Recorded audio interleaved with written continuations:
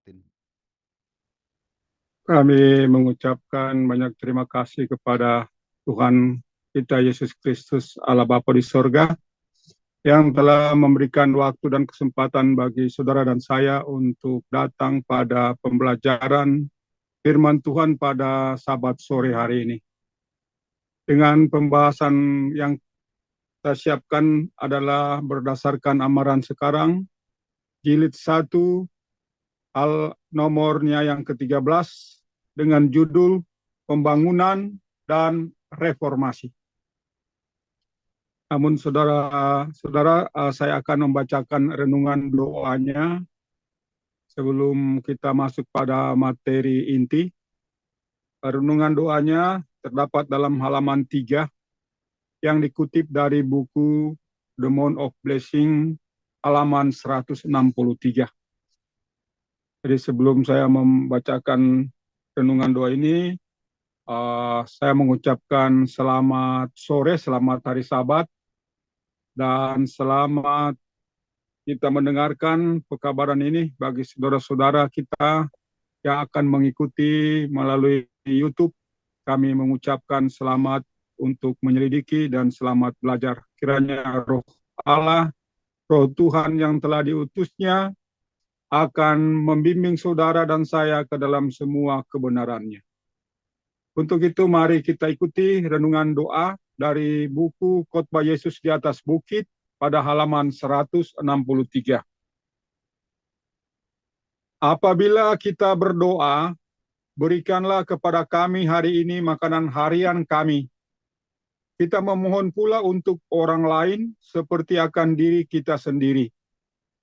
Maka kita akui bahwa apa yang Allah berikan kepada kita adalah bukan bagi diri kita sendiri. Barang siapa yang menabur sedikit, akan menuai juga sedikit. Dan barang siapa yang menabur dengan limpahnya, akan kelak juga menuai dengan limpahnya. Dengan mengajarkan kepada kita untuk memohon setiap hari apa yang kita perlukan, baik berkat-berkat dunia ini maupun berkat-berkat rohani. Allah mempunyai suatu maksud untuk dilaksanakan bagi kebaikan kita. Penjelasan, pengalaman dari lembaga ini adalah suatu ilustrasi dari kenyataan bahwa barang siapa memberkati orang lain, mereka sendiri pun akan juga diberkahi. Saudara ketahui bahwa lembaga ini atau persekutuan ini mulai didirikan dalam tahun 1935, tepat di tengah-tengah masa depresi ekonomi di Amerika Serikat, dan bahwa pekerjaan dimulainya tidak lebih daripada sebuah wahyu dari Tuhan. Dalam segala hal, permulaannya adalah yang terkecil daripada semua yang terkecil, dan yang termiskin daripada semua yang miskin. Maka sementara banyak orang dan badan-badan usaha yang tak terhitung banyaknya jatuh bangkrut, lembaga ini malahan terus bertumbuh dan berkembang maju. Lembaga ini telah diberkahi, demikian karena gantinya ia menimbun sendiri berkat-berkat karunia Allah yang diperolehnya. Ia malahan dengan bebasnya membelanjakan diri bagi keberkatan orang lain. Oleh karena lembaga ini sejak mulanya sampai kepada hari ini, dengan cara tidak mementingkan diri, sedang membawakan berkat-berkat bagi orang-orang lain. Walaupun dalam masa depresi, ia atau lembaga telah menjadi sebagaimana adanya, maka setiap orang pun dapat pula menuai berkat-berkat jika mereka mengikuti aturannya yang sama.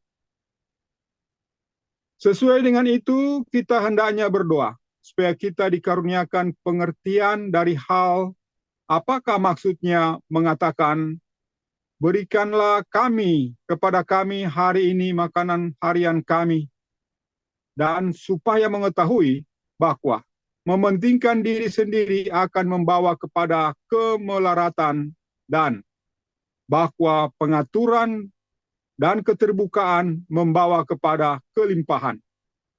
Supaya kita sebagai orang-orang Kristen memahami secara pasti bahwa mengambil nama Kristus ialah melaksanakan apa yang diperbuat Kristus, yaitu memberkahi manusia, membuat dunia ini supaya mengetahui bahwa kita berada di sini untuk berbuat kebaikan baginya, bukan untuk menjadi beban baginya. Inilah renungan doa kita. Jadi yang berjudul, yang diambil dari buku The Mount of Blessing, halaman 163. Jadi saudara-saudara, di sini disebutkan masalah pembahasan satu kalimat dalam doa Bapa kami, Matius pasal 6. Kalimat itu adalah, berikanlah kami kepada kami hari ini makanan kami, harian kami yang secukupnya. Nah, ini adalah dijelaskan bahwa kita berdoa, dengan doa ini itu sudah kita juga mendoakan untuk orang-orang lain. Jadi kita memohon pula untuk orang lain seperti akan diri kita sendiri. Jadi artinya begitu kita berdoa berikanlah kami makanan, maka ini baik makanan jasmani maupun makanan rohani adalah menjadi bahagian bagi semua orang. Bagi semua orang yang merindukan makanan rohani dan makanan jasmani ini. Sehingga dijelaskan bahwa barang siapa yang menabur sedikit akan menuai juga sedikit, dan barang siapa yang menabur dengan limpahnya juga akan kelak menuai dengan limpahnya. Jadi demikian saudara, berapa luas taburan saudara dan saya, begitu luas taburannya, begitu luas juga panennya. Demikian juga begitu sedikit taburan yang ditabur benih, begitu sedikit juga penuaian yang akan kita miliki.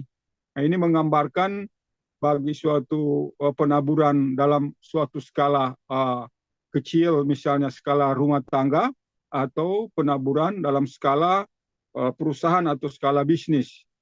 Jadi ada perbedaannya. Nah, atau penaburan dalam skala personal atau penaburan dalam skala jemaat.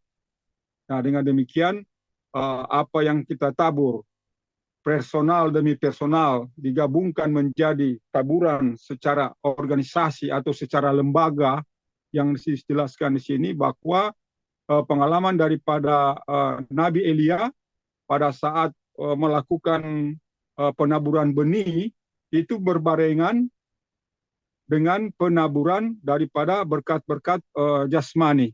Maka lembaga ini menurut kesaksian daripada Nabi Elia kita ini bahwa telah diberkati oleh Tuhan semenjak munculnya dari sesuatu yang terkecil menjadi sesuatu yang terbesar. Maka katanya pada zaman itu sementara krisis ekonomi melanda Amerika Serikat atau melanda dunia, maka pada saat itu juga lembaga ini bangun dan diberkati, maka badan-badan usaha banyak yang bangkrut, tetapi lembaga ini bertumbuh dengan cepat dan maju. Ia telah diberkati untuk melaksanakan tugas penaburan benih berbarengan dengan berkat-berkat jasmani. Nah, sehingga dijelaskan di sini bahwa setiap orang dapat menuai berkat-berkat jika mereka mengikuti aturan yang sama. Jadi aturan yang sama ini yang dijelaskan di sini bahwa doa kita adalah berlaku juga untuk saudara-saudara kita yang lain. Cintailah mencintai diri kita sendiri sebagaimana kita mencintai sesama manusia.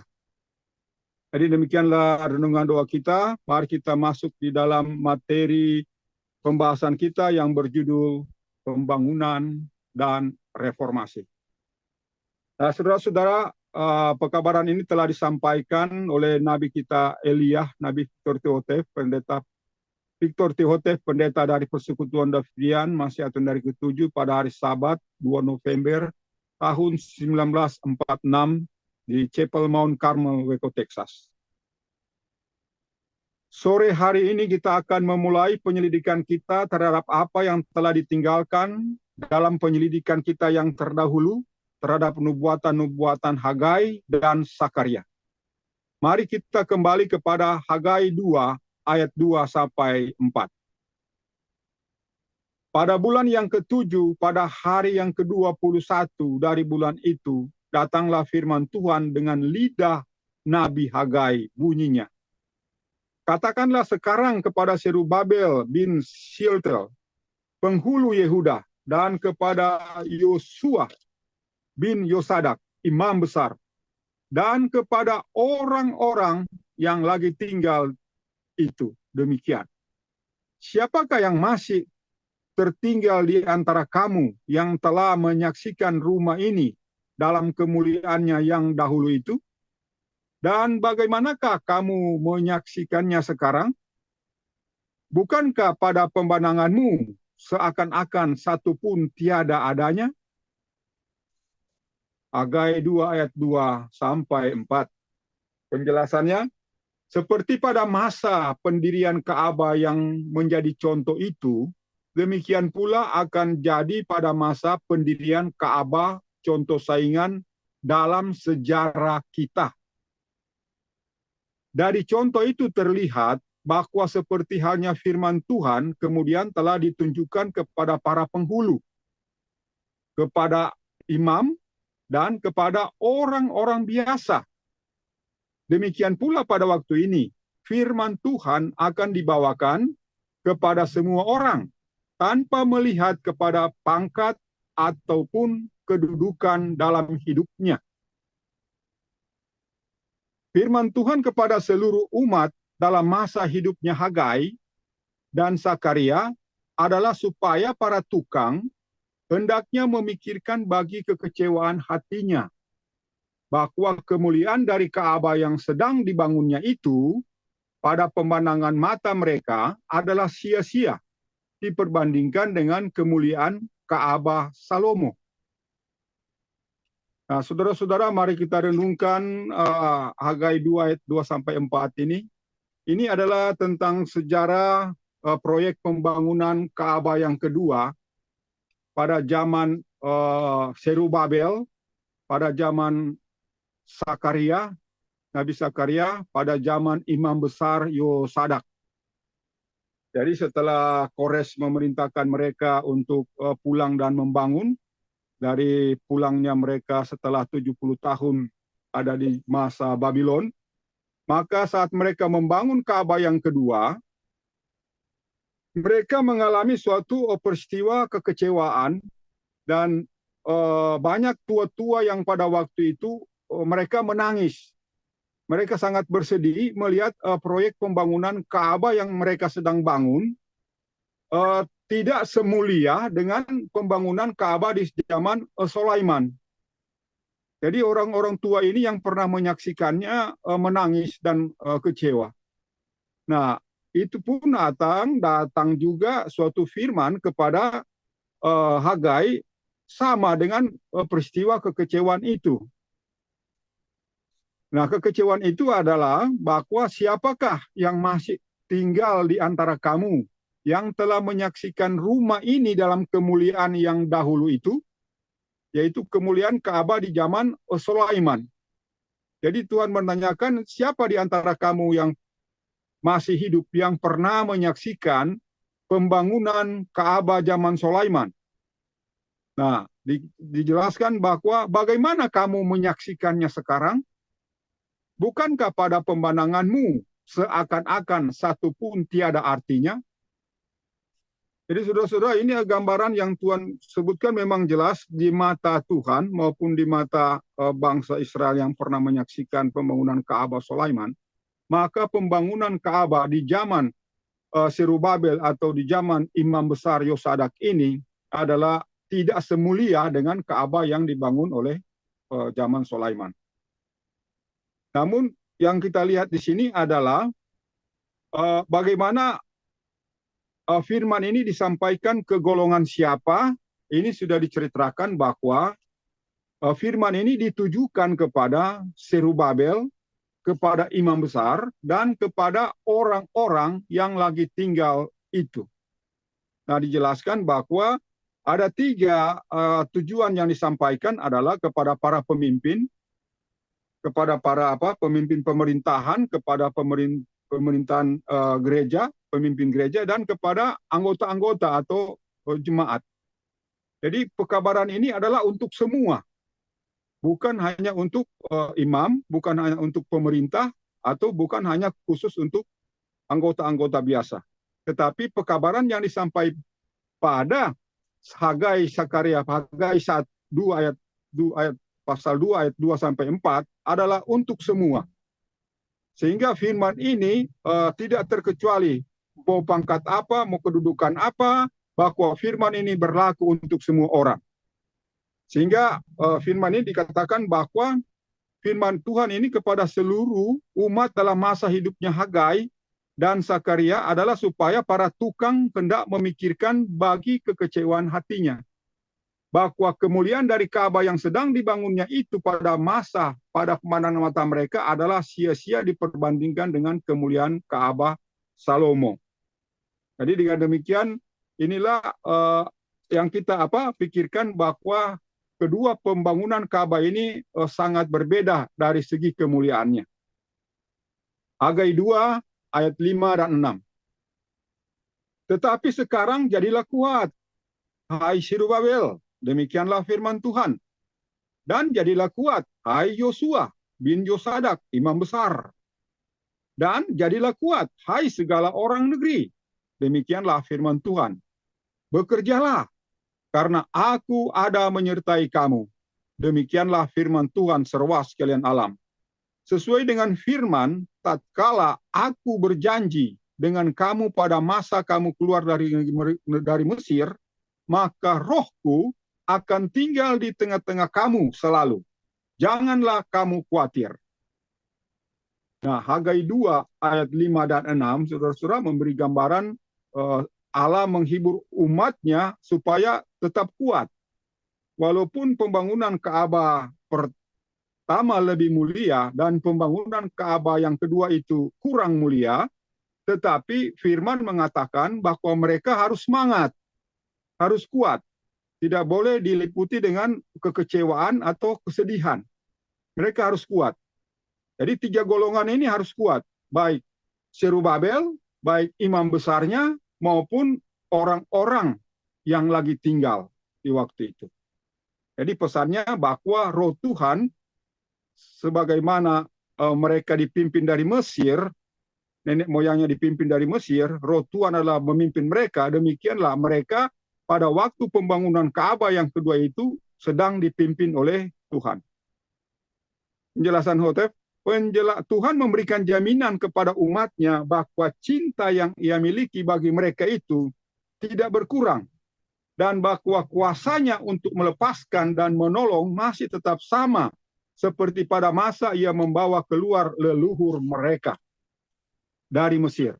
Sebagaimana Tuhan tidak melalaikan umatnya di masa itu, maka Tuhan pun tidak akan melalaikan mereka itu, dan bahwa rohnya akan tetap berada dengan mereka. Jadi dari sini saudara, kita diberi jaminan bahwa kepemimpinan Tuhan pada saat pembangunan Ka'bah yang pertama dan saat mereka dipimpin keluar dari Mesir, pembangunan Ka'bah yang kedua di zaman Zerubabel, Tuhan adalah tetap sama, yaitu tetap memimpin mereka untuk proyek pembangunan itu. Hagai 2 ayat 7 sampai 9. Karena demikianlah firman Tuhan seruas sekalian alam, sekali lagi, sedikit waktu lagi, maka aku akan menggoncangkan segala langit dan bumi, dan laut dan darat. Dan aku akan menggoncangkan segala bangsa, maka kegemaran segala bangsa itu akan datang. Maka aku akan mengisi rumah ini dengan kemuliaan. Demikianlah firman Tuhan seruas sekalian alam. Perak adalah milikku, dan emas adalah milikku. Demikianlah firman Tuhan seruas sekalian alam. Penjelasan. Bahwa nubuatan di dalam ayat-ayat ini masih akan digenapi. Adalah sangat jelas bahwa pada masa Ka'bah ini diperdirikan, Allah akan menggoncangkan segala langit, bumi, dan segala bangsa. Bahwa harapan mereka itu kemudian akan datang dan bahwa Ka'bah itu akan dipenuhi dengan kemuliaan. Bahwa para tukang tidak akan khawatir memikirkan keuangan. Adalah benar bahwa orang-orang mengawasi dan menggunakan perak dan emas. Namun tidak boleh dilupakan bahwa semua itu adalah kepunyaan Allah. Dan bahwa jika Allah memerlukannya, maka Allah mampu untuk mengambilnya dan berbuat apa saja yang dikehendakinya. Dengan semuanya itu, bahwa para tukang tidak perlu takut akan kekurangan emas dan perak itu jika mereka menggunakannya sesuai dengan apa yang Allah kehendaki mereka berbuat dengannya.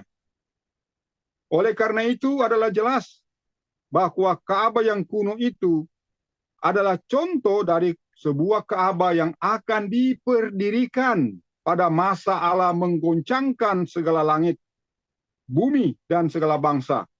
Maka persoalan ini menjadi sangat jelas bahwa ilham di sini berbicara dari hal sebuah Ka'bah contoh saingan atau Ka'bah persamaan. Nah, saudara-saudara, mari kita renungkan dari Hagai 2 ayat 7 sampai 9 ini. Jadi setelah Tuhan menghibur umatnya pada Hagai 2 ayat 5 dan 6, bahwa jadilah kamu kuat pada waktu proyek pembangunan Ka'bah di zaman Zerubabel, imam besar Yosadak, maka walaupun kurang mulia Ka'bah di zaman itu, tapi Tuhan menghibur umatnya supaya mereka menjadi kuat. Karena apa? Karena roh Tuhan tetap bersama dengan mereka. Dan karena apa, saudara? Karena Tuhan berjanji di Hagai 2 ayat 7 sampai 9, bahwa demikianlah firman Tuhan, sedikit waktu lagi aku akan goncangkan segala langit dan bumi, laut dan darat. Dan aku akan menggoncangkan segala bangsa. Maka kegemaran segala bangsa itu akan datang. Maka aku mengisi rumah ini dengan kemuliaan. Demikianlah firman Tuhan seluruh sekalian alam. Perak adalah milikku dan emas adalah milikku. Demikianlah firman Tuhan seluruh sekalian alam. Nah, saudara-saudara, jadi pada saat mereka dikuatkan karena kurang mulianya Ka'bah yang kedua, maka di Hagai 2 ayat 7 sampai 9, Tuhan menjanjikan bahwa akan ada Ka'bah yang mulia, yang sangat mulia.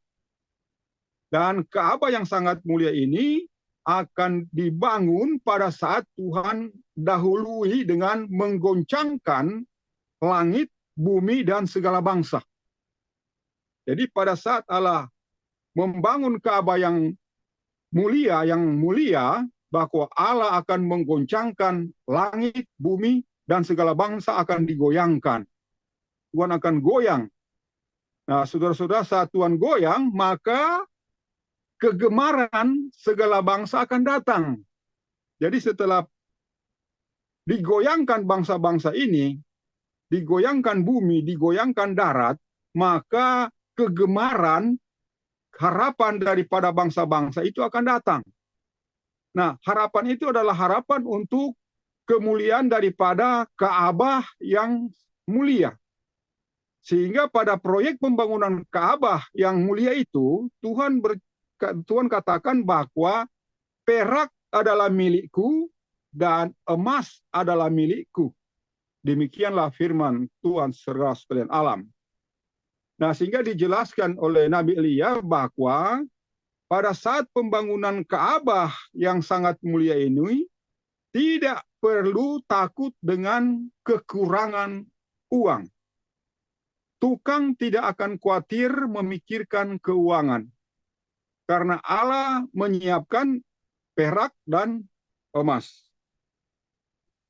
Nah, saudara-saudara, bahwa perak dan emas ini, kalau logam yang mulia yang sekarang ini sangat besar, dikumpulkan oleh berbagai usaha daripada perusahaan-perusahaan untuk mengolah emas dan perak ini, sehingga dari bahan baku menjadi bahan jadi.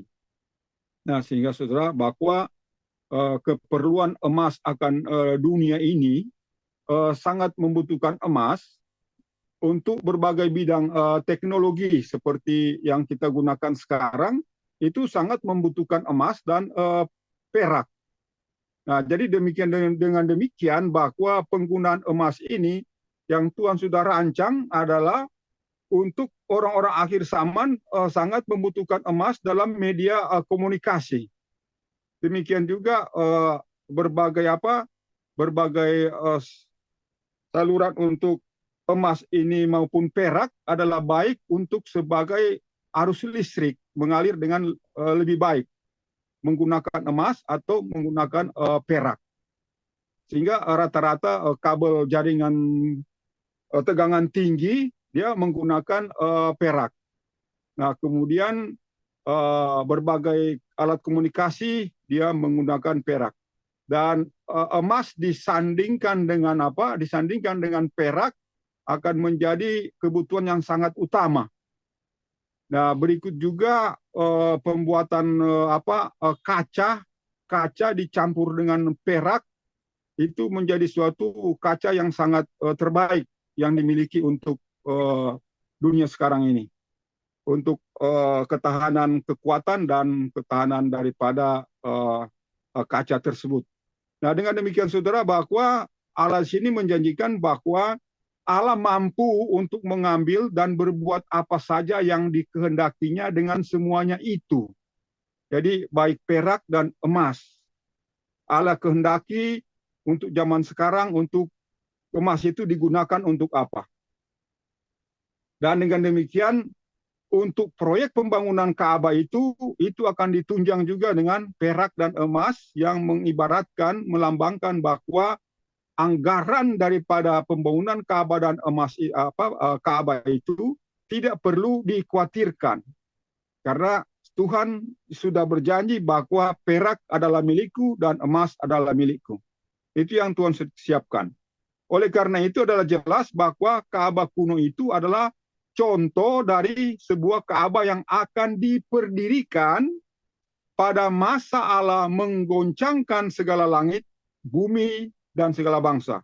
Maka persoalan ini menjadi sangat jelas bahwa ilham di sini berbicara dari hal sebuah Ka'bah contoh saingan atau Ka'bah persamaan. Ka'bah modern. Selanjutnya mari kita lihat Hagai 2 ayat 10. Adapun kemuliaan rumah yang kemudian ini akan lebih besar daripada kemuliaan rumah yang dahulu itu. Demikianlah firman Tuhan seruas sekalian alam. Dan dalam tempat ini akan kukaruniakan damai. Demikianlah firman Tuhan seruas sekalian alam. Penjelasan. Janjinya adalah bahwa kemuliaan yang pernah berada dengan Ka'bah Salomo kelak akan melebihi lagi dengan Ka'bah contoh saingan yang akan diperdirikan oleh sidang yang suci, yaitu sidang selama masa penuaian. Masa di mana Allah akan menggoncangkan langit, bumi, dan segala bangsa selama hari Tuhan yang besar dan mengerikan itu. Oleh karena semua janji ini tidak digenapi di masa Ka'bah Serubabel, Ka'bah kedua, maka persoalan ini menjadi sangat jelas bahwa semua janji ini akan digenapi di waktu ini.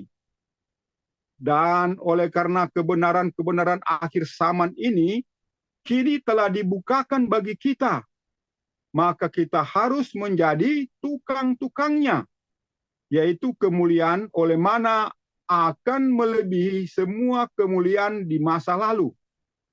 Lagi pula, tempat di mana Ka'bah contoh saingan itu berkedudukan akan terdapat damai.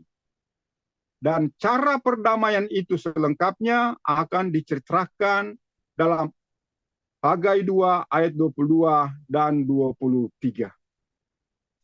Nah, saudara-saudara, sebelum kita merenungkan ini, uh, saya minta mohon Saudara Darman memperlihatkan gambar WA, foto WA tentang perbandingan Ka'bah di zaman Sulaiman, zaman Nehemia Serubabel sampai zaman Herodes dan Ka'bah yang angin. Nah, ini jadi gambaran foto pertama ini gambaran bait suci di zaman Salomo.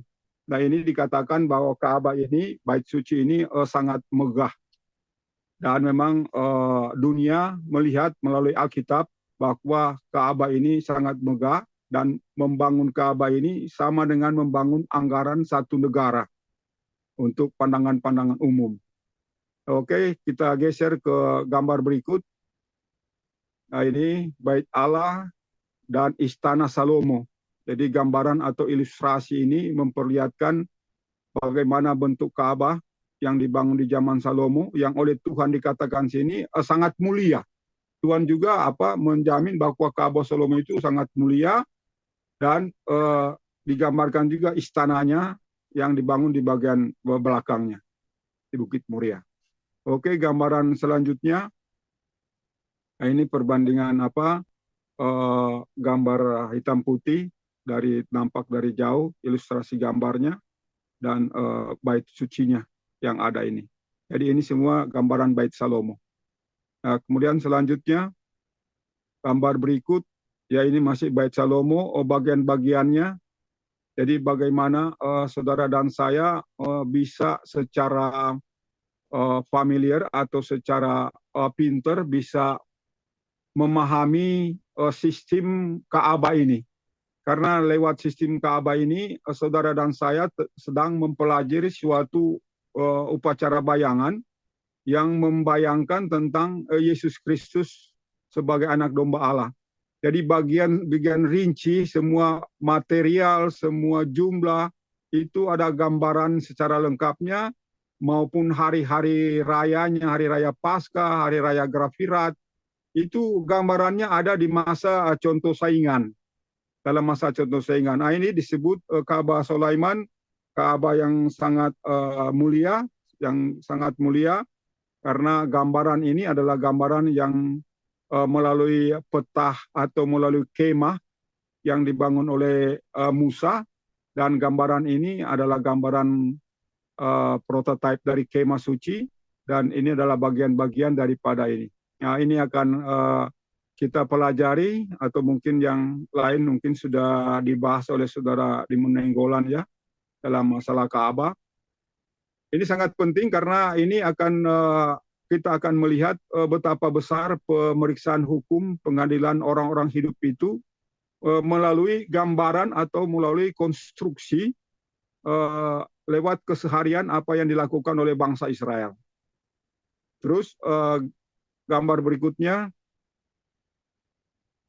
ini adalah gambar Ka'bah yang kedua yang dibangun oleh Serubabel di zaman Esra dan Imam Besar Yosadak, dan sampai zaman Nehemia membangun pagar tembok. Ini ilustrasi gambarnya pembangunan Ka'bah ini sampai pada renovasi daripada Herodes, Raja Herodes. Berikutnya, gambar berikutnya. Nah, jadi ini tembok Nehemia yang dibangun Nehemia. Jadi semua usaha mereka di waktu itu, Tuhan katakan bahwa di lewat Hagai 2 ayat 5 dan 6, bahwa mereka harus kuat. Sampai Nabi Nehemia sangat semangat dan sangat kuat untuk membangun tembok-temboknya. Dan walaupun mereka menangis di waktu itu, namun Tuhan menghibur mereka supaya kuat. Karena gambaran Ka'bah ini akan menggambarkan suatu proyek yang lebih besar lagi yang Tuhan akan laksanakan saat Tuhan akan menggoyang bumi, laut, dan bangsa-bangsa. Jadi sehingga mereka diperintahkan untuk tetap membangun Ka'bah kedua ini, karena ini adalah suatu gambaran daripada Ka'bah yang akan datang. Berikutnya, gambar berikutnya. Ini suatu gambaran zaman ini juga, dari zaman Yerusalem di masa Nehemia ya. Nehemia, ini gambarannya dapat dilihat. Jadi walaupun kita lihat sangat megah, ya, sangat megah dilihat, tapi untuk orang Israel mereka menangis melihat proyek ini. Mereka sedih. Namun Tuhan sudah menghibur mereka untuk tetap membangun.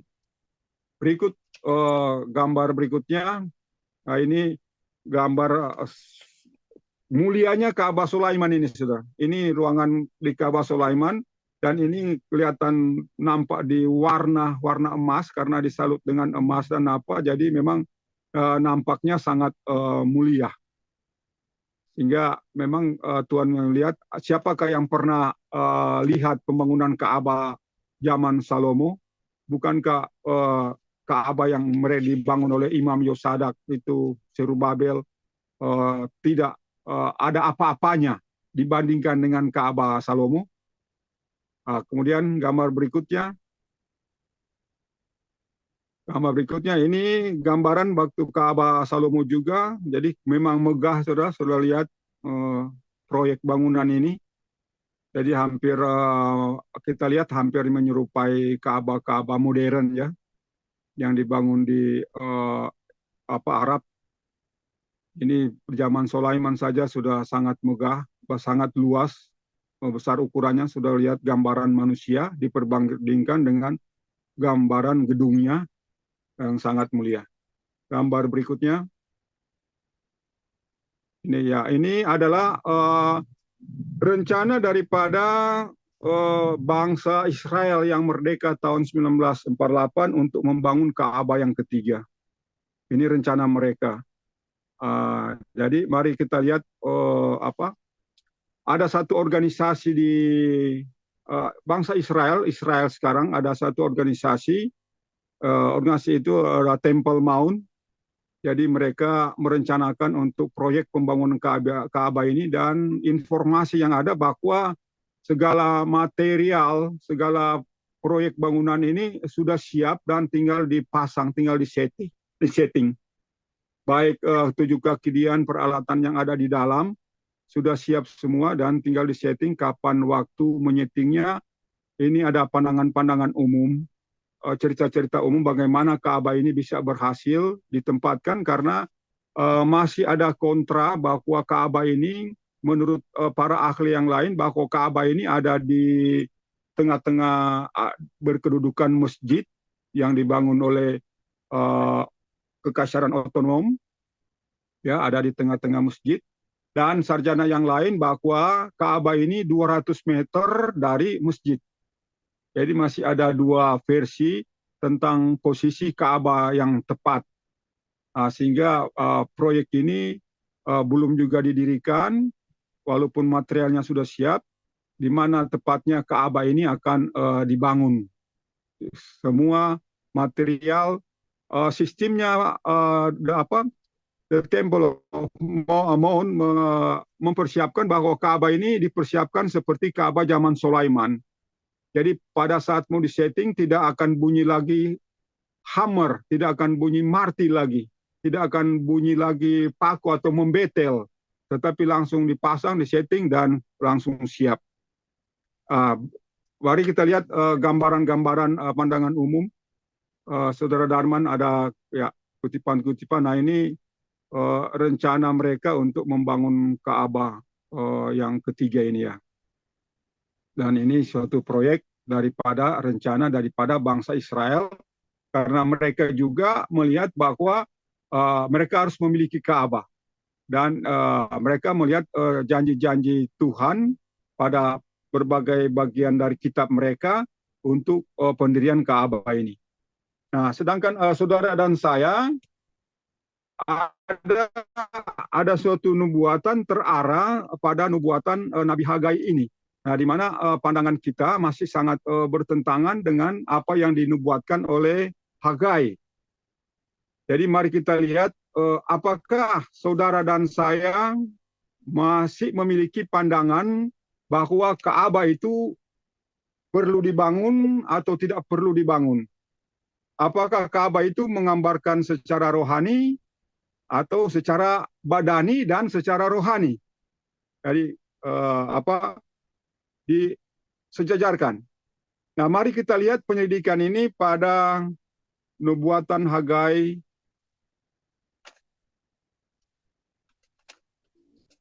Hagai 2 ayat 10, mulai kita lihat ayat Hagai 2 ayat 10 tadi. Jadi adapun kemuliaan rumah yang kemudian ini akan lebih besar daripada kemuliaan rumah yang dahulu itu. Demikianlah rumah Tuhan seruas sekalian alam.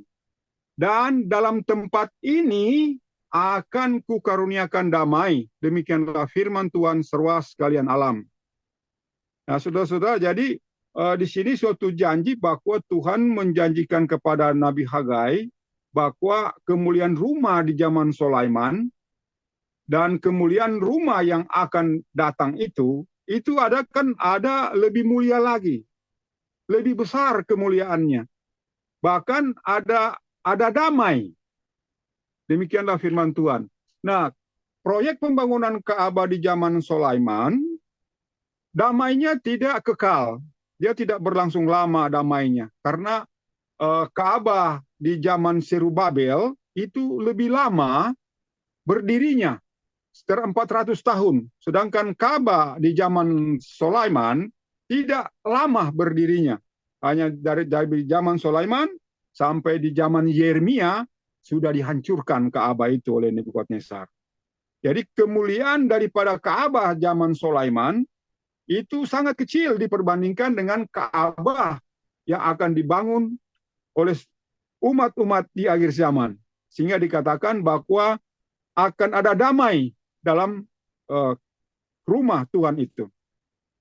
Janjinya adalah bahwa kemuliaan yang pertama berada dengan Ka'bah Salomo. Kelak akan melebihi lagi dengan Ka'bah contoh saingan yang akan diperdirikan oleh sidang yang suci. Jadi yang mendirikan Ka'bah contoh saingan, Ka'bah yang mulia adalah sidang yang suci, yaitu sidang selama masa penuaian. Masa di mana Allah akan menggoncangkan langit, bumi, dan segala bangsa selama hari Tuhan yang besar dan mengerikan itu. Oleh karena semua janji ini tidak digenapi di masa Ka'bah Zerubabel, maka persoalan ini menjadi sangat jelas bahwa semua janji ini akan digenapi di waktu ini. Dan oleh karena kebenaran-kebenaran akhir zaman ini kini telah dibukakan bagi kita, sudah dibukakan bagi saudara dan saya, maka kita harus menjadi tukang-tukangnya, yaitu kemuliaan oleh mana akan melebihi semua kemuliaan di masa lalu. Lagi pula tempat di mana Ka'bah contoh saingan itu berkedudukan akan terdapat damai. Dan caranya perdamaian itu selengkapnya akan diceritakan dalam Hagai 2 ayat 22 dan 23.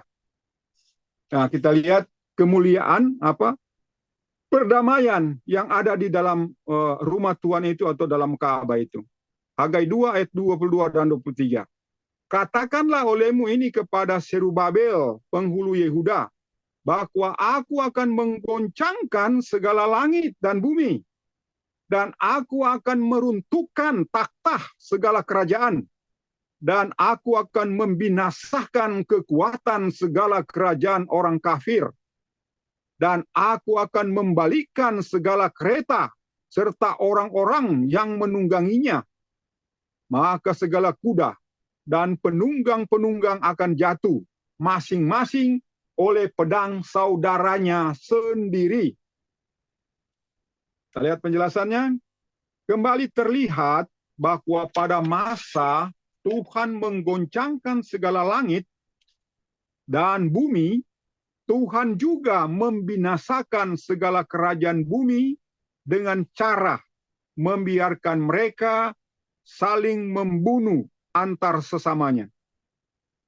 Jadi tidaklah heran bahwa segala bangsa kini ikut dalam perlombaan senjata dan seluruh dunia berada di tepi jurang kejatuhan ke dalam pertikaian berdarah yang akan pernah diketahui. adalah sukar bagi siapapun untuk sampai pada suatu kesimpulan lain daripada kesimpulan bahwa hari Tuhan yang besar dan mengerikan itu adalah sudah dekat. Sebagaimana Zerubabel adalah sebuah tanda kecil, yaitu suatu lambang dari contoh dari tukang-tukang itu, di masa Tuhan menggoncangkan segala langit dan bumi, maka gambaran Yeheskiel dari hal Ka'bah mistik pasal 40 sampai 47 yang masih akan diperdirikan itu dapat merupakan dena dari Ka'bah contoh saingan Zerubabel. Jadi saudara-saudara, proyek pembangunan Ka'bah ketiga ini akan dilakukan, bisa dilakukan, proyek Ka'bah ketiga ini bisa dilakukan pada saat Allah menggoncangkan langit, bumi, dan bangsa-bangsa, kerajaan-kerajaan. Dan kerajaan-kerajaan ini katanya di Zakaria pasal Hagai pasal 2 ayat 23, masing-masing oleh pedang saudaranya sendiri. Maka segala kuda dan penunggang-penunggangnya akan jatuh masing-masing oleh pedang saudaranya sendiri. Ya, ini ada dijelaskan suatu ramalan daripada peperangan besar yang akan terjadi pada saat Tuhan menggoncangkan bumi, langit, dan bangsa-bangsa. Nah, saat digoncang, maka akan terjadi perang, dan perang itu akibat daripada perlombaan senjata yang terjadi sekarang. Dengan demikian, saudara, bangsa-bangsa sekarang sedang memperlihatkan kekuatan senjatanya. Jadi baik bangsa Israel, baik Iran, Turki, Yordania, Amerika Serikat, China, Rusia, Indonesia, dan bangsa-bangsa lainnya sedang berlomba-lomba berdasarkan kekuatan senjata. Siapa yang kuat senjata, dia diunggulkan manusia bisa bertahan pada peperangan itu nanti. Namun dijelaskan dalam ayat ini bahwa Tuhan akan goncang, Tuhan akan goyang. Sehingga demikian persenjataan yang mereka buat itu akan dilepaskan. Dan disebut bahwa mereka akan membunuh saudaranya sendiri. Jadi saudara sendiri akan jadi perang saudara. Dengan demikian, inilah masa Tuhan menggoncangkan bumi sehingga membuat terlaksananya pembangunan Ka'bah yang ketiga atau pembangunan Ka'bah contoh saingan.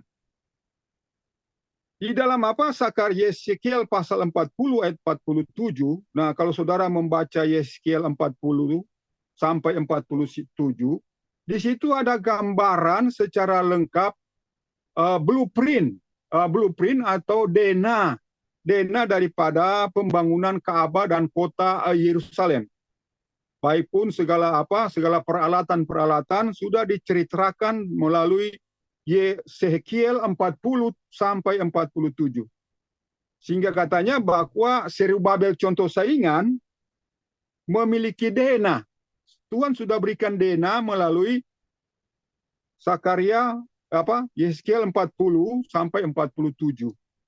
Sudah jelas saudara dan saya membaca dalam sampai pada pembagian Yeskiel pasal 48, pembagian seluruh wilayah teritorial untuk 12 suku. Sampai dapat suatu kota dan lokasi daripada Ka'bah. Sudah ada gambarnya dalam gambar nubuatan, dan itu sudah ada ukuran-ukurannya. Berdasarkan Yeskiel pasal 40 sampai 47, sudah ada ukuran-ukuran daripada setiap ruangan bangunan itu, bangunan Ka'bah itu. Sehingga dengan demikian saudara dikatakan di sini bahwa selama Zerubabel adalah sebuah tanda, sebagaimana Zerubabel adalah sebuah tanda kecil, suatu lambang atau contoh dari tukang-tukang itu dalam masa Tuhan menggoncangkan segala langit dan bumi, maka gambaran Yeskiel dari hal Ka'bah mistik pasal 40 sampai 47 yang masih akan diperdirikan itu dapat merupakan DNA dari Ka'bah contoh saingan Zerubabel. Nah, saudara-saudara yang kekasih, bahwa gambaran daripada Yeskiel pasal 40 sampai 47 itu oleh dunia Kristen itu dianggap Ka'bah mistik. Jadi sama dengan Israel yang ada di Wahyu pasal 7 dan Wahyu pasal 14, Israel 12 suku, 144.000, dan Wahyu pasal 14, itu dianggap mistik. Itu dianggap mistik, sehingga dianggap itu suatu lambang atau simbol yang bukan sesungguhnya seperti itu. Nah, demikian juga gambaran di Ka'bah Yeskiel pasal 40 sampai 47, mereka menganggapnya suatu Ka'bah mistik. Jadi suatu Ka'bah yang tidak akan pernah terjadi secara harafiah, secara nyata. Itu hanya suatu gambaran mistik. Nah, ini yang digambarkan oleh pandangan umum para orang-orang Kristen. Juga termasuk gereja Masehi atau Negeri Tujuh.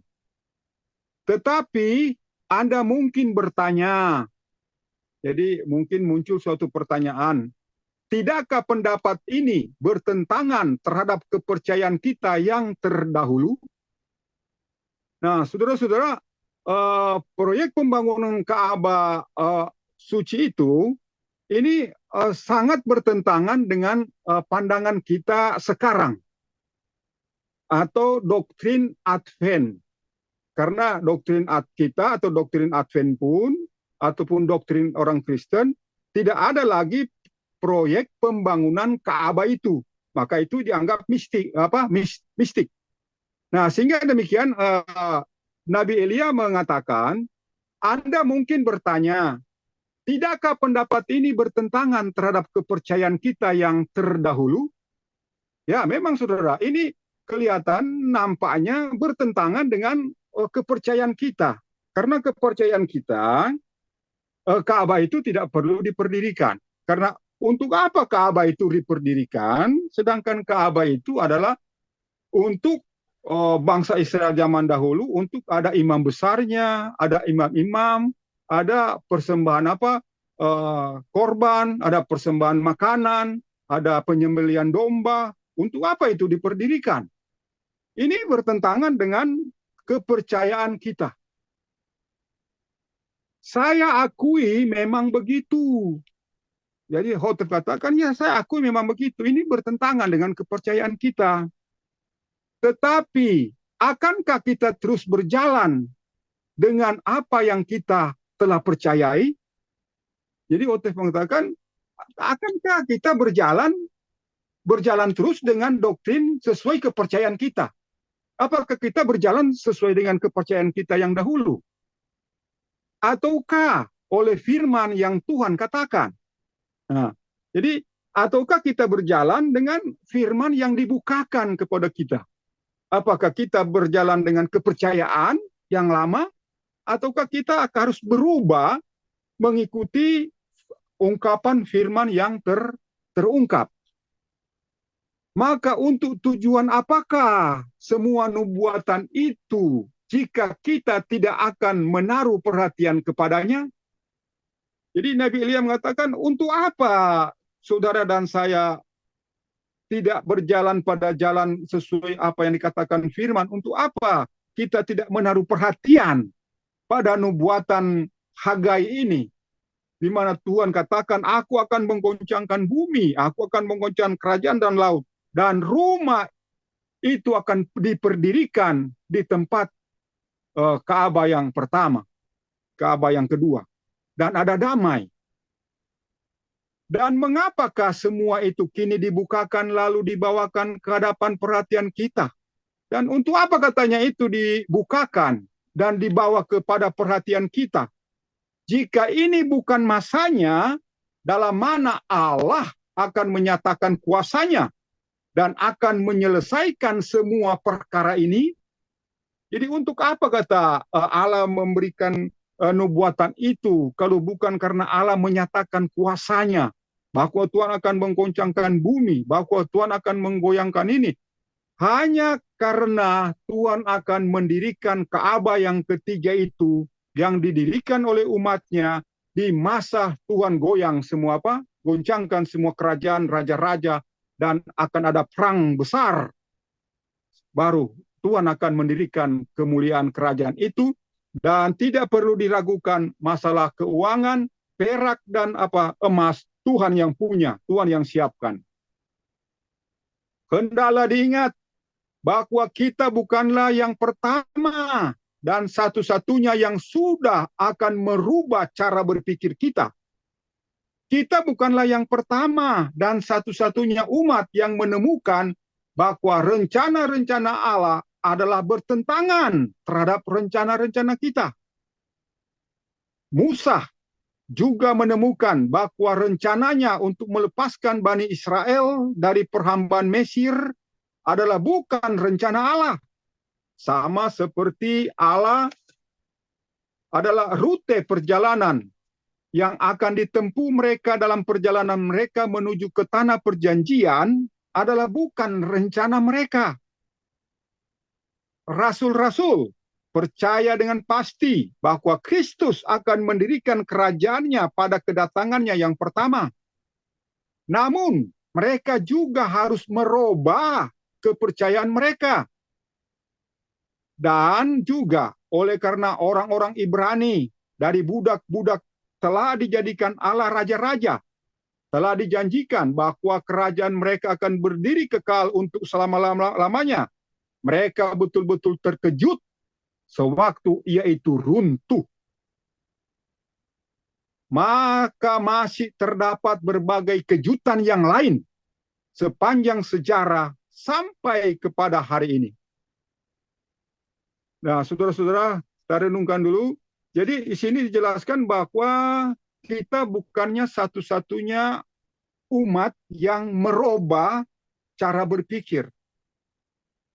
Sudah umat-umat semenjak zaman bangsa Israel, umat-umat semenjak zaman nabi-nabi, umat-umat semenjak zaman rasul-rasul, umat-umat semenjak gereja Kristen yang pertama, mereka harus merubah cara berpikirnya dan mengikuti ungkapan nubuatan. Sehingga kita menemukan bahwa rencana-rencana kita harus disesuaikan dengan rencana-rencana Allah. Jadi dengan demikian, bahwa kepercayaan kita yang terdahulu itu, jika itu sudah tidak sesuai dengan Alkitab, maka itu harus ditinggalkan, harus dijabarkan, harus ditinggalkan. Nah, saudara, kita di Munenggolan sedang membahas masalah pekabaran 3 malaikat dan tertuju pada pekabaran 42 bulan. Nah, akhirnya kepercayaan daripada Ellen G. White, kepercayaan pionir Advent, kepercayaan Victor Houteff awal, kepercayaan orang Davidian awal sebelum Salem membukakannya harus ditinggalkan. Karena sering ada kutipan-kutipan yang dipetik oleh saudara kita, yaitu bahwa hanya Tuhan yang tidak bisa salah.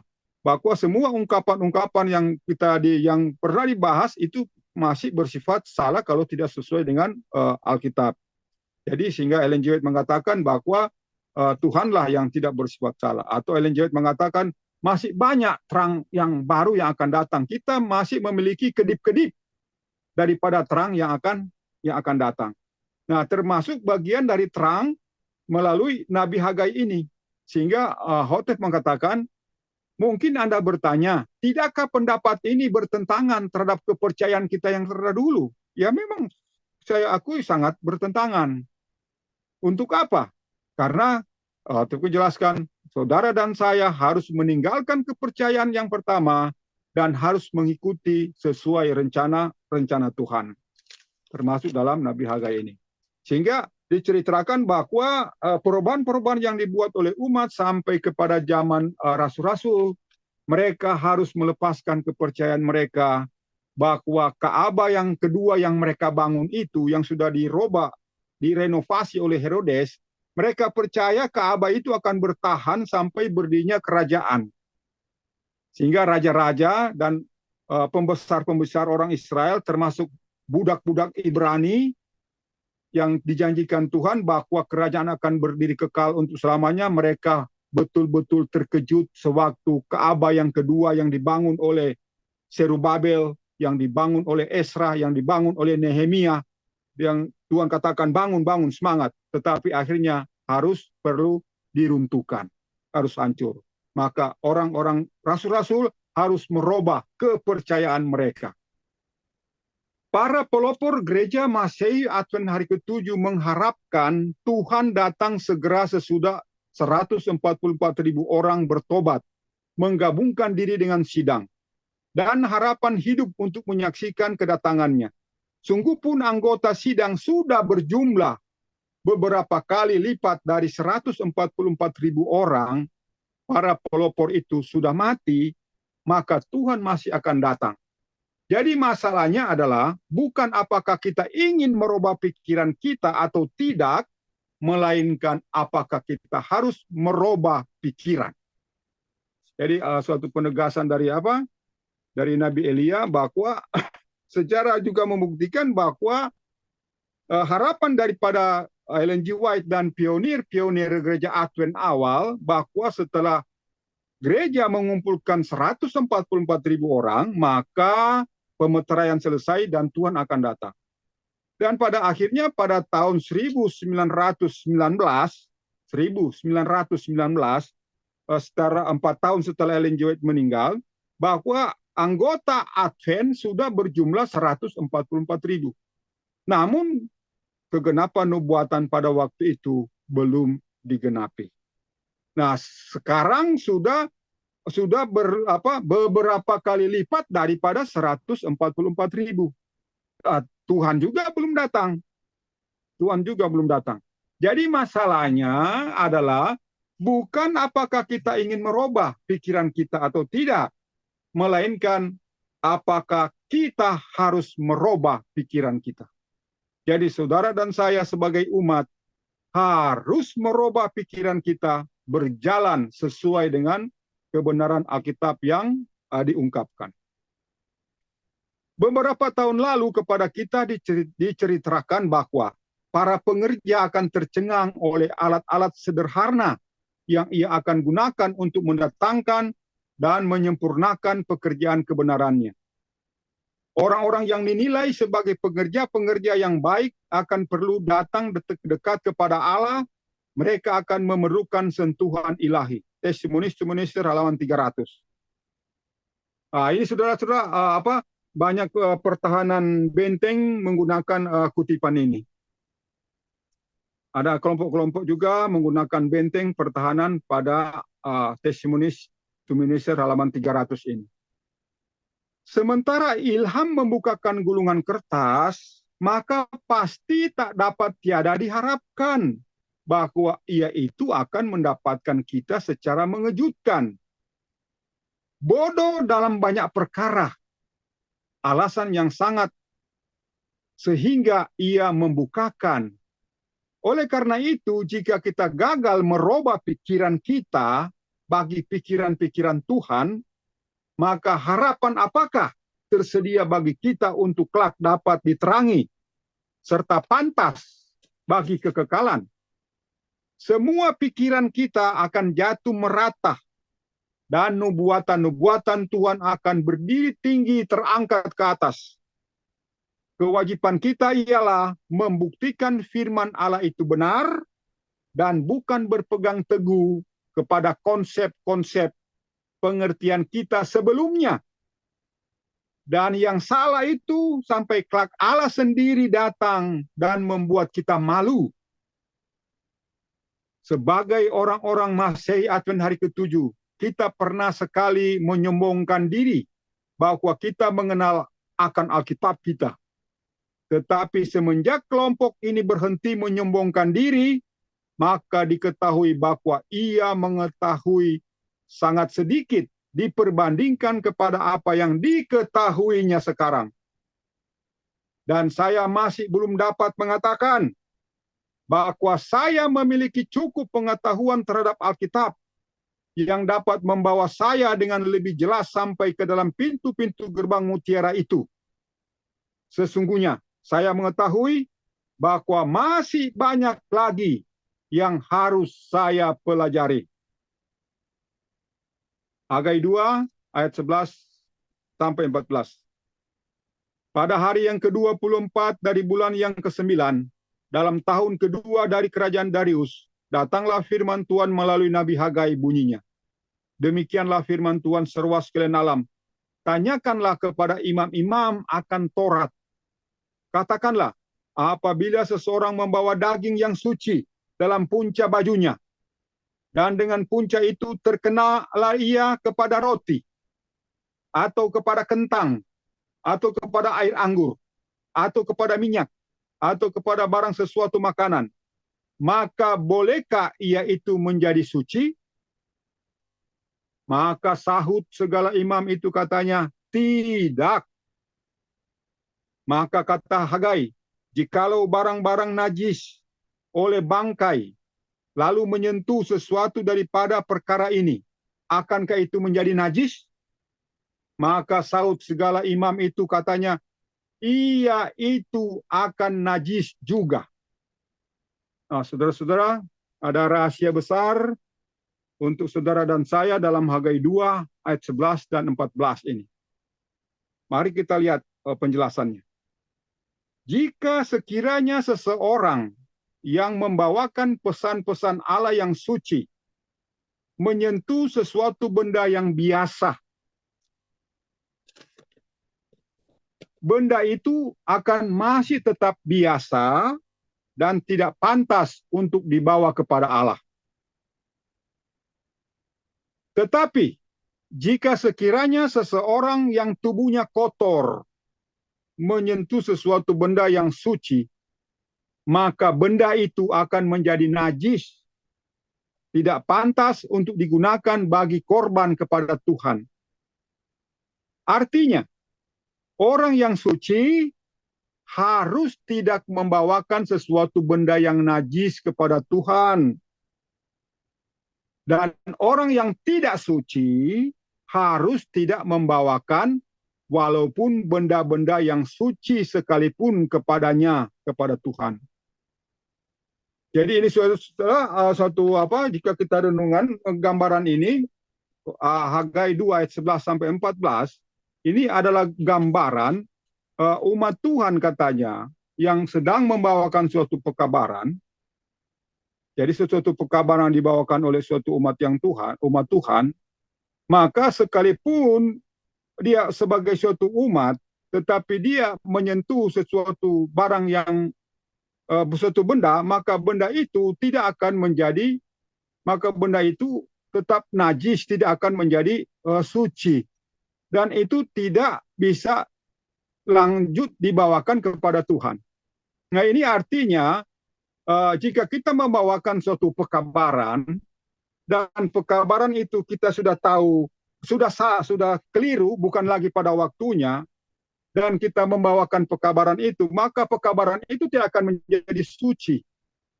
Karena itu pekabaran yang sudah ditinggalkan. Jadi contoh, pekabaran tentang zaman Rasul-Rasul, atau zaman Martin Luther, atau pekabaran zaman ini. Ya, sesuatu pekabaran yang tidak sesuai lagi dengan pekabaran yang dibawakan sekarang, maka pekabaran itu tidak lagi suci dan tidak lagi perlu dibawakan. Kemudian, apakah kemudian orang yang suci harus membawakan sesuatu benda yang najis kepada Tuhan, dan orang yang tidak suci harus tidak membawakan walaupun benda-benda yang suci sekalipun kepadanya.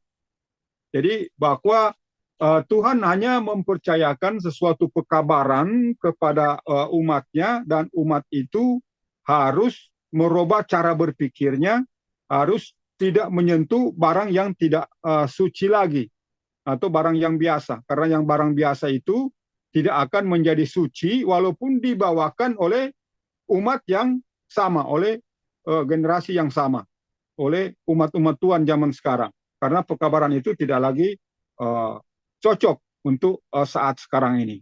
Jadi ini gambaran daripada Nabi Hagai pada saat dia bertanya kepada tua-tua di zaman itu, bahwa demikianlah firman, tanyakanlah kepada imam-imam akan Taurat, katakanlah apabila seseorang membawa daging yang suci dalam punca bajunya, dan dengan punca itu terkenalah ia kepada roti, apakah kentang, roti, anggur, minyak, makanan, maka bolehkah itu menjadi suci? Maka sahut segala imam itu, katanya, tidak. Jadi pada saat kita membawakan suatu pekabaran yang suci, yaitu daging untuk persembahan seperti gambaran Nabi Hagai untuk roti, dan pekabaran kita itu menyentuh makanan-makanan yang lain atau pekabaran-pekabaran yang lain, maka pekabaran yang lain itu tidak akan menjadi suci atau tidak layak untuk menjadi suci karena bergabung dengan makanan yang suci atau pekabaran yang suci. Dia tidak akan menjadi suci. Tetap dia najis. Pekabaran itu tetap najis. Demikian juga, jikalau barang seseorang najis, saya seorang najis oleh bangkai, lalu saya sentuh perkara yang suci, bolehkah itu menjadi najis? Itu menjadi najis. Jadi orang yang tidak cocok untuk pekabaran dan dia menyentuh pekabaran yang Tuhan bawakan, maka itu tetap pekabaran itu tetap akan menjadi najis karena dibawakan oleh orang yang bukan dipilih oleh Tuhan. Jadi suatu contoh di zaman Rasul Paulus ya. Zaman Rasul Paulus ada orang di belakang berteriak menyembuhkan orang sakit di dalam nama Yesus, mengikuti Rasul Paulus. Nah, ternyata orang yang dirasuki ini malah mencabik-cabik orang itu. Karena dia seolah-olah ingin mengikuti contoh seperti Rasul Paulus, dia tidak suci, tidak dipilih untuk itu, tapi beraninya dia langsung menyebut dalam nama Yesus, seperti Yesus yang dipercaya oleh Rasul Paulus. Keluarlah hai setan. Tetapi malah setan itu tidak keluar. Dia datang mencabik-cabik orang itu. Nah, dengan demikian Rasul Paulus juga pernah memberi gambar yang sama. Rasul Paulus dipercayakan Tuhan untuk menyembuhkan dalam nama Yesus. Nah, itu tidak sembarang dipakai oleh orang yang tidak kudus. Nah, selebihnya ada juga rasul-rasul pernah bertemu dengan waktu diutus, rasul-rasul diutus berdua-dua, mereka bertemu dengan orang yang menyebut nama Yesus. Dan rasul-rasul menegur mereka. Jangan kamu menyebut nama Yesus karena kamu bukan di kelompok kami. Nah, bawalah laporan itu ke Yesus waktu kembali. Nah, Yesus katakan, jangan. Kalau dia tidak mengganggu kamu, tidak menyangkal kamu, jangan kamu melarangnya. Jadi ini menandakan bahwa ada yang dipilih oleh Tuhan, ada yang tidak dipilih oleh Tuhan. Itu yang digaris bawahi. Oke, sekarang kita datang kepada Hagai pasal 2 ayat 16 sampai 18. Hagai 2 ayat 16 sampai 18. Maka sekarang hendaklah kiranya kamu memperhatikan semenjak hari ini dan seterusnya, sebelum batu ditumpangkan di atas batu di dalam Ka'bah Tuhan. Semenjak hari-hari itu, tatkala datang orang kepada timbunan gandum yang 20 gantang, maka didapatinya hanya 10 gantang. Tatkala orang datang kepada tempat air anggur, hendak menciduk 50 takar dari dalam apitan, maka didapatinya hanya 20. Kamu sudah kupalu dengan peledakan dan dengan kelapukan dan dengan hujan air beku kepada segala perbuatan tanganmu. Namun kamu tidak juga berbalik kepadaku. Demikianlah firman Tuhan. Hagai 2 ayat 16 dan 18. Jadi ayat ini suatu gambaran bahwa harus ada perubahan. Harus kita berbalik kepada Tuhan, tidak bisa mempertahankan pola pikir kita. Mari kita baca penjelasannya. Melalui contoh pengalaman ini, kata-kata firman ini mengajarkan bahwa berusaha mencari nafkah sambil lalai melaksanakan pekerjaan Tuhan, maka melaratlah sebagai ganti kemakmuran. yang akan menjadi bagian seseorang. Oleh karena itu adalah mutlak penting bahwa para penganut kebenaran sekarang pertama-tama berusaha mendirikan kerajaan Allah dan kebenarannya jika mereka hendak berkembang makmur. Matius 6 ayat 28 sampai 34. Marilah kita ingat selalu bahwa jika kita sepenuhnya berada pada pihak Tuhan di balik pagar pelindungan Allah, maka seperti akan halnya Ayub, maka kita tidak perlu takut akan sesuatu perkara walaupun si jahat sekalipun. Saudara, ini gambaran Hagai 2 ayat 16 sampai 18 adalah suatu kelalaian yang dapat dibuat oleh umat Tuhan, yaitu kelalaian daripada mempengaruhi perekonomian atau mempengaruhi kehidupan seseorang. Jadi lewat pekabaran Hagai ini, jika saudara dan saya tidak mengikuti apa yang diamarkan oleh Hagai, tidak kita melakukan penolakan atau tidak berubah, maka kita dianggap sedang menolak suatu pekabaran dan sedang tidak membawakan sesuatu pekabaran. Nah, sehingga di sini dijelaskan bahwa oleh karena itu adalah mutlak penting bahwa para penganut kebenaran sekarang pertama-tama berusaha mendirikan kerajaan Allah dan kebenarannya. Jadi kerajaan Allah dan kebenarannya sudah dituangkan melalui pekabaran Sabat sore hari ini lewat Hagai. Dan jika kita ingin berkembang makmur, maka jika mereka hendak berkembang makmur, marilah kita ingat selalu bahwa jika kita sepenuhnya berada pada pihak Tuhan, di balik pagar perlindungan Allah seperti halnya hal Ayub, maka kita tak perlu takut akan sesuatu perkara walaupun si jahat sekalipun. Jadi saudara-saudara, doa Bapa kami, kalimat terakhir, doa itu adalah karena Engkaulah yang memiliki kuasa dan kemuliaan sampai selama-lamanya. Jadi di dalam doa kami saudara, bahwa saudara dan saya mengakui bahwa Allah Bapa memiliki kuasa. Jadi apapun yang saudara dan saya hadapi di dalam nama Tuhan, bahwa kita sudah mengakui bahwa Bapa di surga memiliki kuasa dan kemuliaan. Dan itu selama-lamanya. Jadi begitu kita meragukan kuasa Allah, maka berarti saudara dan saya khawatir. Sehingga dikatakan di sini bahwa sepertinya hal Ayub, bahkan si jahat pun tidak dapat mengganggu saudara dan saya. Karena sesuai dengan Hagai 2 ayat 16-19, bahwa Tuhan akan melakukan peledakan. Jadi kalau tadi di suatu nubuatan Tuhan akan menggoncang bangsa-bangsa, kerajaan-kerajaan dan bumi, langit Tuhan akan goyang. Nah, ternyata di umat juga ada bagiannya. Jadi bukan cuma bangsa-bangsa, bukan hanya karena kerajaan atau langit, tapi umat Tuhan di sini dikatakan kamu sudah kupalu dengan peledakan dan dengan kelapukan dan dengan hujan air beku kepada segala perbuatan tanganmu. Namun kamu tidak juga berbalik kepadaku. Demikianlah firman Tuhan. Sehingga saudara-saudara, pada saat datang masa pemeteraian selesai dan muncul suatu kesusahan besar, muncul suatu periode 42 bulan yang sudah sering dijelaskan, maka di masa itu sangat dirasakan masa peledakan Tuhan ini. Bahkan Tuhan akan memalu umat-umatnya yang tidak mau berbalik dan tidak mau bertobat daripada segala perbuatan yang jahat. Nah, perbuatan yang jahat ini saudara-saudara termasuk karena tidak mau merubah pola pikir atau tidak mau mengikuti kebenaran yang sedang berkembang, sedang diungkapkan. Kita mempercayai sesuatu yang lama.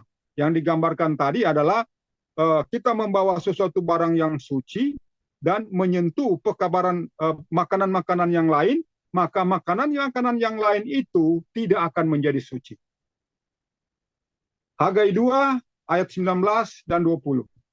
Perhatikanlah sekarang, semenjak hari ini dan seterusnya, semenjak hari yang ke-24 dari bulan yang ke-9, yaitu semenjak dari hari dibubuh alas Ka'bah Tuhan. Perhatikanlah dia baik-baik. Masih adakah lagi benih di dalam lumbung?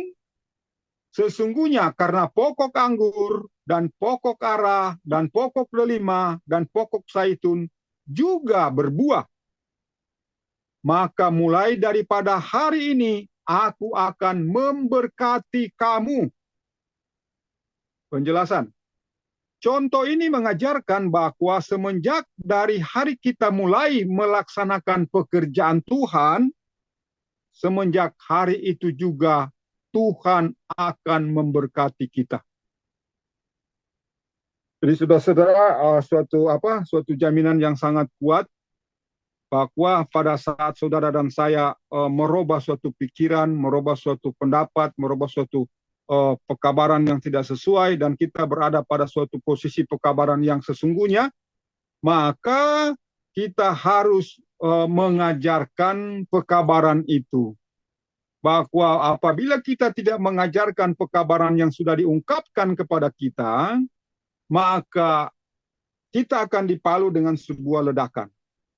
Akan menjadi sukar dan melarat, baik dari jadi jasmani maupun rohani. Tetapi apabila kita mengikuti petunjuk Tuhan, maka Tuhan katakan, perhatikanlah sekarang semenjak hari ini dan seterusnya. Mulai dari hari ini sampai seterusnya, semenjak hari ke-24, dari tanggal 24, bulan ke-9, pada saat dibubuhkan alas Ka'bah Tuhan. Perhatikanlah baik-baik. Jadi suatu pelajaran bagi saudara dan saya adalah pelajaran tentang Ka'bah di zaman Zerubabel, menjadi suatu pelajaran yang sangat berarti bagi saudara dan saya sekarang. Karena pada pembahasan yang lalu pernah dibahas bahwa keruntuhan Ka'bah Zerubabel di zaman Yesus Kristus, di zaman tahun 70 sesudah Yesus Kristus, zaman rasul-rasul, maka itu adalah suatu bukti, suatu jaminan bahwa Allah akan mendirikan Ka'bah atau kerajaan. Jadi jaminannya di situ, buktinya di keruntuhan itu. Nah, sehingga pada saat yang sama Tuhan menjanjikan kepada Nabi Hagai, perhatikan baik-baik tanggal saat peletakan batu pertama Ka'bah Tuhan di zaman Zerubabel. Bahwa perhatikan baik-baik bahwa semenjak Tuhan membuat Zerubabel dan imam besar waktu itu letakkan batu pertama Ka'bah, maka Tuhan bertanya, masih adakah lagi benih di dalam lumbung? Sesungguhnya karena pokok anggur dan pokok ara dan pokok delima dan pokok zait juga berbuah, maka mulai daripada hari ini aku akan memberkati kamu. Jadi suatu jaminan ini kepada saudara dan saya yang percaya tentang pekabaran tentang penjelasan Ka'bah yang kedua di zaman Zerubabel. Itu Tuhan akan runtuhkan dan Tuhan akan membangun suatu Ka'bah yang sangat mulia dan suatu Ka'bah yang dijanjikan Tuhan setelah Tuhan menggoyangkan bumi. Dan apabila itu yang kita perhatikan, maka Tuhan akan memberkati saudara. Semua katanya apa? Berkat-berkat akan melimpah. Mulai daripada hari ini, aku akan memberkati kamu. Nah, ini suatu contoh mengajarkan semenjak dari hari kita mulai melaksanakan pekerjaan Tuhan, semenjak itu juga Tuhan akan memberkati saudara dan saya. Dan pekabaran ini, saudara dan saya tahu, hanya ada melalui markas besar Salem semenjak diberikan suatu pekabaran, dan pekabaran itu kita harus sampaikan kepada semua. Kita harus rajin menyampaikannya, maka Tuhan akan memberkati saudara dan saya. Hagai 2 ayat 15. Beginilah hal umat itu, dan beginilah hal bangsa ini di hadapan hadiratku. Demikianlah firman Tuhan. Dan begitulah hal segala perbuatan tangan mereka. Maka apa yang dipersembahkannya di sana semuanya itu najis adanya. Ayat ini menunjukkan bahwa jika kita gagal melaksanakan tugas pemberian Allah kita, maka tidak akan ada penggantinya. Segera setelah kepada mereka diceritakan dari hal dosa-dosa para leluhur mereka dan dosa-dosa mereka sendiri, maka contoh-contoh kita dengan gembira menyesuaikan kehendak Tuhan. Jadi menyesuaikan dengan gembira, kita menyesuaikan kepada kehendak kita, sesuaikan kepada kehendak Tuhan. Lihat Hagai 1 ayat 5 sampai 10. Dengan cara yang sama, Tuhan akan memberkati kita semenjak dari hari ini dan seterusnya. Jika kita juga mengakui perbuatan-perbuatan kita yang keliru, lalu memperbaikinya. Jadi ini suatu pekabaran dari Hagai tentang berkat atau tidak ada berkat. Jadi setelah dia membahas tentang suatu pekabaran Ka'bah dan Ka'bah contoh saingan, nah saudara di sini mendapat suatu berkat besar karena saudara dan saya sedang berbicara suatu Ka'bah yang tidak pernah dipikirkan oleh organisasi, tidak pernah dipikirkan oleh gereja-gereja Kristen. Bahwa kita sedang membicarakan suatu Ka'bah yang Tuhan rencanakan untuk diperdirikan. Dan hal yang sama juga di bangsa Israel yang merdeka tahun 1948 ini, mereka juga sedang mempersiapkan, menurut mereka juga sedang mempersiapkan, sudah dibentuk suatu organisasi besar, sudah Institut Temple, dan mereka sudah bekerja dengan sangat rajin, dengan semua kekuatan mereka untuk mempersiapkan Ka'bah itu. Nah, sekarang di pihak saudara dan saya juga, Tuhan memberikan suatu tantangan hal yang sama. Bahwa saudara dan saya, saudara dan saya tidak perlu takut untuk soal bagaimana Ka'bah itu, dari mana dananya, dari mana keuangannya. Karena Tuhan mengatakan semuanya itu akan mulia, akan sangat mulia apabila dibangun. Hagai 1 ayat 12 dan 14. Kemudian pada masa itu dipatuhilah oleh Zerubabel bin Shealtiel dan Yosua bin Yosadak imam besar itu. Dan segala orang lain yang masih tinggal itu akan suara Tuhan Allah mereka dan akan kata Nabi Hagai yang telah disuruhkan oleh Tuhan Allah mereka itu. Maka takutlah orang banyak itu di hadapan hadirat Tuhan. Maka kata Hagai, utusan Tuhan itu dengan firman Tuhan kepada orang banyak itu begini. Bahwa adalah menyertai kamu, demikianlah firman Tuhan, maka dijagakan Tuhan akan roh Zerubabel bin Shealtiel, penghulu Yehuda, dan roh Yosua bin Yosadak, imam besar itu, dan roh segala orang yang lagi tinggal itu. Lalu datanglah mereka itu mengerjakan pekerjaan di dalam rumah Tuhan, seruas sekalian alam, yaitu Allah mereka. Penjelasan. Ayat-ayat ini menceritakan kepada kita bahwa segera setelah semua umat mematuhi akan utusan-utusan Allah itu, maka segera itu roh Allah membangkitkan kemampuan mereka. Lalu kemudian dengan segera semua mereka pergi bekerja. Kita pun akan memiliki suatu pengalaman yang sedemikian.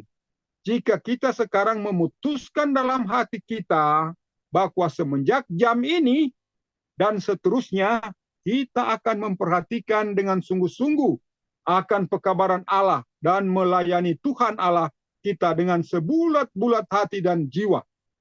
Hendaknya jangan kita mengesampingkan berkat-berkat Allah daripada kita. Jadi ini suatu komitmen daripada para pembangun di zaman Zerubabel, di zaman Yosua, dengan semangatnya mereka, Tuhan menguatkan mereka dan semangatnya mereka membangun dan bekerja. Nah, demikian juga saudara, ini adalah suatu proyek yang dipindahkan kepada zaman kita untuk proyek pembangunan Ka'bah ini.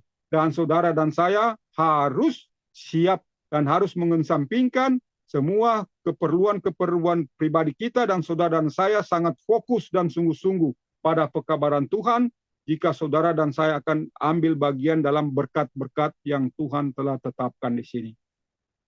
Hagai 2 ayat 21 dan 22. Maka kembali datanglah firman Tuhan kepada Hagai pada hari ke-24 bulan itu, bunyinya, katakanlah kepada Zerubabel penghulu Yehuda bahwa aku akan menggoncangkan segala langit dan bumi. Saudara, di ayat terakhir lagi Tuhan menegaskan kepada Hagai bahwa Tuhan akan menggoncangkan segala langit dan bumi. Mari kita lihat penjelasannya. Melihat kepada kenyataan bahwa Tuhan akan segera menggoncangkan segala langit dan bumi, maka tidakkah sepatutnya bahwa kita sekarang juga membuang semua kemunafikan? Marilah kita berhenti daripada mengundang datangnya kekeringan, datangnya letusan, datangnya kelapukan atas diri kita sendiri. Sebaliknya, marilah kita menyerahkan hati kita kepada Allah dan oleh karenanya menjaminkan bagi diri kita sendiri kegembiraan, kebahagiaan, kesenangan, dan hidup yang kekal. Jika kita tidak melakukan ini, maka pastilah kita akan digoncang keluar, gantinya kita membangun dan bereformasi. Saudara-saudara, kita renungkan ini di ayat Hagai 2 ayat 21 sampai 22, bahwa Tuhan sekali lagi menegaskan pada Nabi Hagai bahwa akan ada suatu waktu bahwa Tuhan akan menggoncangkan segala langit dan segala bumi, akan menggoncangkan kerajaan-kerajaan. Sehingga di undangan sini mengatakan bahwa Tuhan benar-benar akan menggoncangkan. Ya, saudara dan saya telah pelajari di ayat sebelumnya bahwa semua perlombaan senjata sekarang, semuanya akan digunakan, segala senjata itu akan digunakan. Tidak ada yang tersimpan. Terkecuali ada bangsa-bangsa yang akan melucuti senjatanya dan bergabung dengan Tuhan. Jadi kita sudah pelajari bangsa-bangsa manakah yang akan melucuti senjatanya. Nah, jadi saudara-saudara, sebentar kegoncangan itu ada bangsa-bangsa yang memperkuat untuk melakukan memperkuat persenjataan, dan ada bangsa-bangsa yang mengerti dan sadar maka mereka akan merubah senjata-senjatanya menjadi alat-alat pertanian. Jadi ini suatu perubahan dari suatu bangsa, saudara, karena merubahnya sesuatu alat persenjataan itu berdasarkan suatu keputusan negara, berdasarkan suatu keputusan bangsa, bukan berdasarkan keputusan agama atau berdasar keputusan pribadi. Jadi suatu pertobatan yang diceritakan di sini pertobatan suatu bangsa, seperti pertobatan Nineve. Nineve bertobat, bahkan binatang-binatang pun datang melakukan pertobatan. Nah, demikian juga yang akan terjadi di akhir zaman. Tuhan akan menggoncangkan kerajaan-kerajaan dan bangsa-bangsa. Ada bangsa-bangsa yang bertobat, dan ada bangsa-bangsa yang akan merubah alat pertaniannya, bahkan dirubah menjadi alat persenjataan. Anggaran pertanian akan disubsidi masuk ke anggaran persenjataan. Tetapi bangsa-bangsa yang merubah, maka semua alat peperangan akan dirubah menjadi alat pertanian. Dan ini dikatakan bangsa-bangsa besar. Sehingga di sini saudara dikatakan bahwa Tuhan mengundang saudara, maka sepatutnya kita sekarang membuang semua kemunafikan. Jadi semua kemunafikan itu kita buang. Mari kita berhenti dari mengundang datangnya kekeringan, letusan, dan kelapukan. Yang segera di mata saudara dan saya sejarah menunjukkan bahwa tak lama lagi ini akan terjadi. Karena persiapan-persiapan peperangan, alat-alat perang, bangsa-bangsa kayaknya saya lihat sudah sangat siap. Mereka sudah mulai uji coba milisi dan rudal jarak jauh beberapa ribuan kilometer tembus dari jarak yang sangat jauh, saling berbalasan, dan itu tembus ke tepat sasaran. Jadi dengan demikian apabila itu mereka merancang membuat sesuatu alat perang untuk ke sasaran ke negara-negara tertentu, maka itu akan terjadi. Tetapi untuk bangsa yang melayani Tuhan, maka Iron Dome dari Tuhan, bukan daripada bangsa Israel. Tapi Tuhan yang akan menangkis semua alat-alat itu, sehingga bangsa yang bertobat kepada Tuhan, mereka akan berduyun-duyun datang ke Gunung Sion. Dengan demikian kita menghindari kekeringan, menghindari letusan dan kelapukan. Maka di sini kebahagiaan kekal, kegembiraan akan menjadi bagian kita.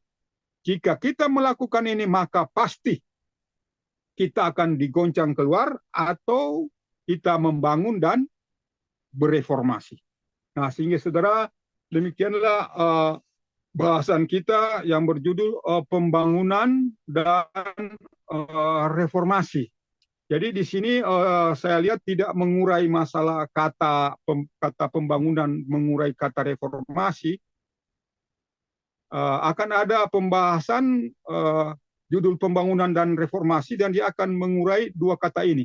Tetapi di pembahasan ini sudah cukup sangat jelas bahwa yang kita perlu bangun apa dan yang perlu kita reformasi apa. Jadi sudah sangat jelas digambarkan sini bahwa saudara dan saya perlu merubah cara berpikir kita, perlu melepaskan semua kepercayaan kita. Jika kepercayaan itu, jika doktrin itu tidak sesuai lagi dengan pekabaran yang Tuhan sedang bukakan. Kita harus merubah cara berpikir dan kita selalu mengikuti kehendak Tuhan. Demikianlah saudara-saudara pembahasan kita pada Sabat sore hari ini. Kiranya ini dapat bermanfaat bagi saudara dan saya dan bagi para pendengar di YouTube. Kami ucapkan kepada semua, kiranya Tuhan memberkati kita semua. Selamat Sabat. Amin.